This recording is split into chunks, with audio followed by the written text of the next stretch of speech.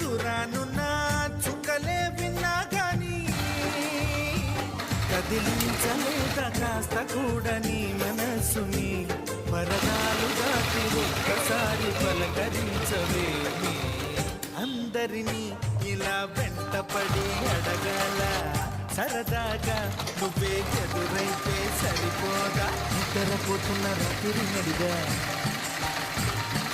ఇంటికి చేరిన దువ్వల నడిగా